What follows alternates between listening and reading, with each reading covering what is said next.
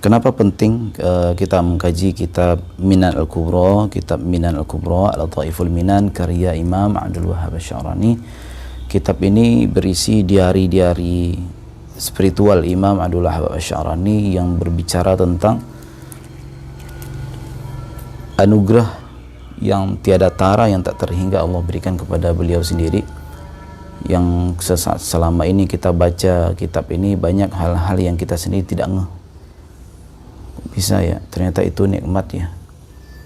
Dan ini juga pengingat bagi kita bahwa kita itu setiap saat sedang meraungi samudra nikmat Allah Subhanahu wa taala. Setiap hayat, sepanjang hayat kita, baik kita sebelum balik, setelah kita balik, dan insyaallah semoga setelah kita wafat pun senantiasa mendapatkan nikmat dari Allah Subhanahu wa taala. Amin ya rabbal alamin. Jadi kita belajar kepada Imam Sya'rani ini bagaimana kita semestinya mensyukuri nikmat itu. Dan nikmat itu harus kita ungkapkan. Tapi kita ungkapkan itu sejatinya bukanlah kepada makhluk. Pada hakikatnya kita mengungkapkan nikmat itu bukanlah pada makhluk, tapi kita presentasikan kepada Allah. Ya Allah, inilah nikmat yang kau berikan kepadaku. Presentasikan kepada beliau yang memberi. Nah, jadi fa amma bi ni'mati rabbika fahaddits. Adapun nikmat-nikmat yang diberikan oleh Rabbmu, maka ceritakanlah.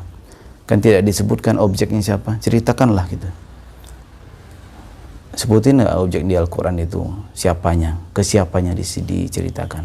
Fahaddits, sebenarnya fahaddits Allah atau fahaddits an-nasa, ceritakanlah kepada Allah kah atau kepada an-nasa atau kepada manusia. Tapi ayat itu sengaja Allah close di situ, fa amma bi ni'mati rabbika fahaddits.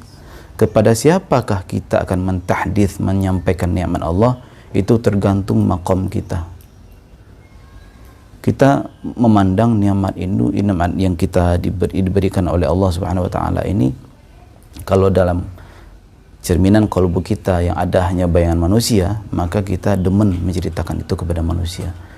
Tapi jika dalam kalbu kita, dalam cerminan kalbu kita yang ada hanyalah adalah pancaran Allah, cinta kita kepada Allah, maka sejatinya kita bercerita itu adalah kepada Allah. Kita mempresentasikan nikmat kita kepada Allah Subhanahu wa taala. Kalau sudah mantap lillahnya, sudah mantap presentasi nikmatnya itu kepada Allah, sudah mantap tauhidnya, maka pada saat itulah jika seseorang menceritakan nikmatnya kepada makhluk, maka sejatinya dia menjadikan makhluk yang mana dia makhluk itulah objek ceritanya, itu hanya sebagai cerminan saja. Pada hakikatnya dia menceritakan kepada Allah. Saat itu tidak ada ujub lagi, tidak ada riya lagi, gitu.